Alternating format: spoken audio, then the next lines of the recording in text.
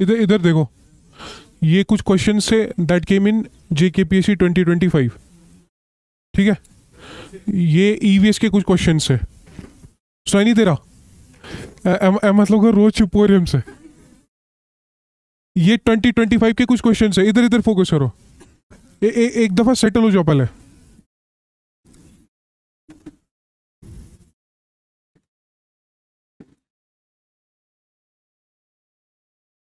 क्या शायरी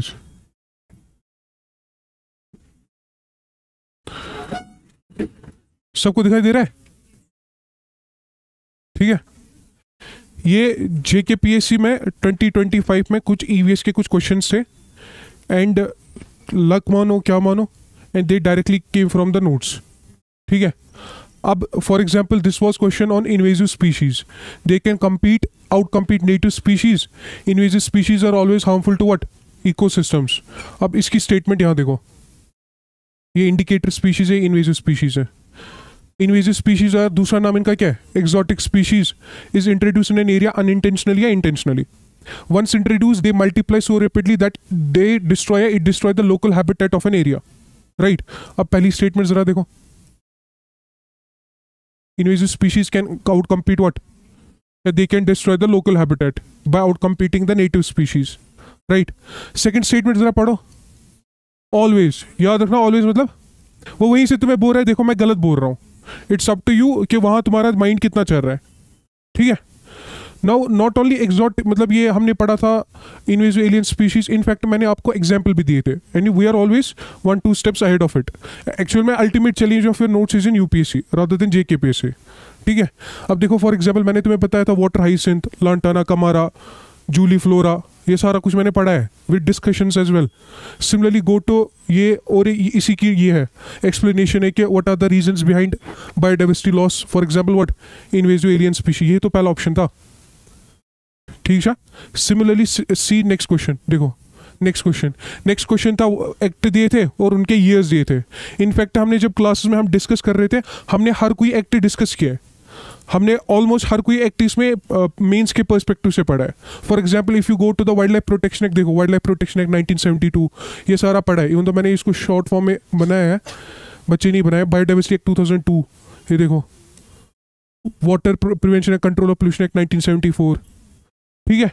मतलब हम खाली ना ईयर्स नहीं पढ़ रहे हैं, बल्कि हम हर किसी एक्ट का क्या कर रहे हैं, डिटेल में एक्सप्लेनेशन भी कर रहे हैं। सिमिलरली ये देखो, ये which of the following missions cover the national action plan on climate change, see this.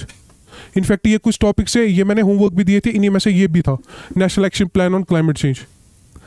और क्या समझ, ये इन्हीं में से ऑप्शंस थे, ठीक है। सिमिलरली ये क्वेश्चन देखो, the extinction of a keystone species can lead to what, ecosystem collapse. अब देखो यही बराबर मैंने लिखवाया है, it is a species whose addition to और loss from an ecosystem leads to major change in the ecosystem, ठीक है, बराबर डिट्टो, ये जो ऊपर ऑप्शन है वही है। Similarly see that second option, climate change is solely a future concern and has no current effects, ये तो गलत है ना, it has current effects. For example कोशिश की जा रही है कि ये जो एरा है, ठीक है, इसको एंथ्रोपोसीन डिक्लेयर करने का, पता है ना कुछ जिन्होंने एंथ्रोपोलॉजी पढ़ा हो, एंथ्रोपोसीन यानी ह्यूमंस ने इतना ज्यादा नेगेटिवली इंपैक्ट किया है हर कोई इकोसिस्टम कि we should declare this era as what, Anthropocene. अभी तो नहीं हुआ है but we are on the verge of declaring it, right. Similarly ये देखो, protected areas are essential for conserving what, मैंने इन C2 XC2 इसमें पढ़ाया था, ठीक है। सिमिलरली मैंने तुम लोगों को इसमें से एक्ट अंडर विच एक्ट, कौन कौन से एक्ट के अंडर डिक्लेयर किया जाता है, इनफैक्ट वो भी पढ़ा है, ठीक है। सिमिलरली नेक्स्ट स्टेटमेंट देखो, इसमें ozone depletion directly contributes to what, ये वहां से कह रहा है डायरेक्टली, कुछ समझे। सिमिलरली अब देखो ओजोन में हमने यही खाली नहीं पढ़ा, देखो ओजोन का डिस्क्रिप्शन देखो, ये ओजोन का डिस्क्रिप्शन है। If you go through this you will get everything, ठीक है, और ये विद डिस्कशन से, ये खाली नोट्स है।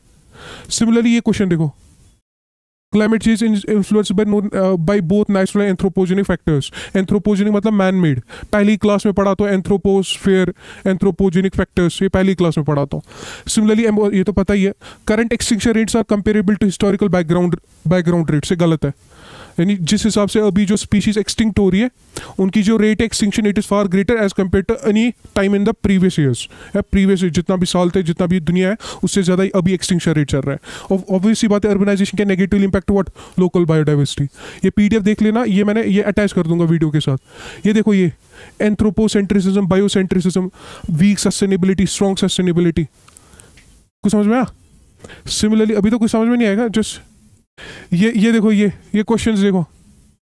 Organisms that can tolerate and survive in a wide range of temperature are called, ये लिखा है क्या एक्चुअली, यूरीथर्मल।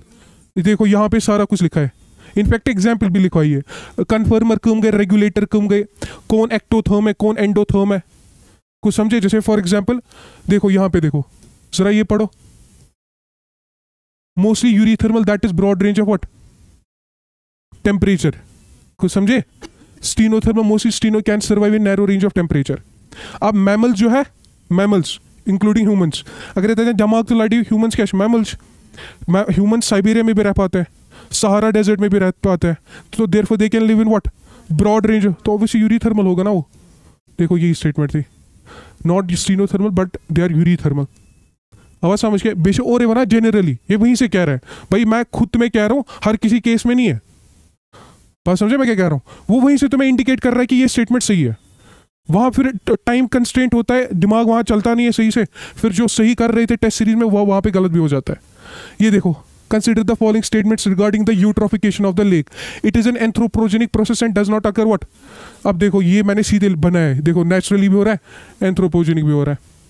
उसके बाद ये क्वेश्चन देखो, ये nitrate and phosphate are the main contaminants for eutrophication. देखो यहाँ पर भी मैंने लिखवा है फॉस्फोरस सॉल्ट, NPK पता है ना, नाइट्रोजन फॉस्फोरस, क्लास में बता भी रहा था कि इंडिया में जो आइडिया रेशियो होना चाहिए 4:3:1, हम उससे काफ़ी ज़्यादा कर रहे हैं, जिसकी वजह से ड्यूरिंग रेन, ड्यूरिंग मानसून वो लीक हो जाता है इन्हीं लेक्स में, जिसकी वजह से यूट्रोफिकेशन हो जाता है। नेचुरल भी एग्जाम्पल दिए और एंथ्रोपोजेनिक भी एग्जाम्पल दिए। इसके बाद देखो, और देखो, consider the following statements regarding the productivity of an ecosystem. In fact ये जो क्वेश्चन है, देखो ये सारा कुछ लिखा है, इनफैक्ट यही क्वेश्चन इन्होंने पूछा है, ये क्वेश्चन होमवर्क भी दिया था, यही इन्होंने छापा है, जस्ट वर्डिंग चेंज की है। ये क्वेश्चन होमवर्क दिया था मैं, और यही क्वेश्चन डिफरेंट फॉर्म में यहाँ मेंशन्ड है। हवा क्या समझ गया कि ये gross primary productivity is the rate of formation of organic matter bye consumers, consumers नहीं, ये प्रोड्यूसर्स है। और ग्रॉस प्राइमरी प्रोडक्टिविटी में से रेस्पिरेशन लॉस करते हैं तो बचता है नेट प्राइमरी प्रोडक्टिविटी। ये सारा कुछ मेंशन्ड है यहाँ पे। सिमिलरली अगर तुम ये देखोगे, ये मैंने कुछ ये डिस्कस नहीं किया था, टू बी फ्रैंक ये डिस्कस नहीं किया था, ये बक्की बॉल्स का कॉन्सेप्ट ये मेरे को भी नहीं पता थी, to be frank, but fly ash इसमें मैंने पढ़ाया था, तो you can go through fly ash. देखो ये फ्लाई ऐश सारा पढ़ा है, इनके इनफैक्ट मैंने क्लास A क्लास B इनके टाइप्स भी पढ़ाए थे, अगर किसी को याद होगा। देखो ये project Hangul, project elephant, project snow leopard, project tiger, इनके मैंने कुछ प्रोजेक्ट्स तो पढ़ाए थे। देखो प्रोजेक्ट टाइगर इसमें पढ़ाया, प्रोजेक्ट लॉइन भी पढ़ाया था, प्रोजेक्ट एलिफेंट भी पढ़ाया था। तो ये सारा कुछ मैंने इनफैक्ट इसमें से जितने भी क्वेश्चन आए थे ये भी पढ़ाया था, जितने भी क्वेश्चन आए थे वो सारे के सारे यहाँ पे क्लास में डिस्कस हो गए थे, इतने क्वेश्चन आए थे। Now most of the time जैसे 2023 में JKPSC में कट ऑफ हुआ था 60 आई गेस, 58 है 60 हुआ था, 60 हुआ था, तो कितने क्वेश्चन है 100 में से 30, तो अगर इस बारी 65 मांग के चलते हैं, 10-12 क्वेश्चन तो ये है, तो अगर ये 10 टिक मार के आते कितने हुए 20, और कितने करने थे अब 40-45 को 20 या 22 क्वेश्चन करने थे। अगर तुम पिछले 2 साल से पढ़ रहे हो तो इतना तो आना चाहिए 30-35 question, right. And at the same time you have to ensure कि एक काम करोगे कि मतलब देखो 70 to 80 आवर्स लेता हूँ मैं EVS को पढ़ाने में, ठीक है। जो तुम्हें टीचर मतलब यहाँ पढ़ाया जाएगा ना, मतलब उनके जो नोट्स होंगे, मेक श्योर वो तुम्हारा प्राइमरी सोर्स हो, मतलब वहाँ बने जो पानी नोट किए शिंटिल देखा, ठीक है मैं क्या कह रहा हूँ। यहाँ अगर तुम नोट कुछ बना रहे हो that should be your primary source, उसके ऊपर तुम अपडेट करो।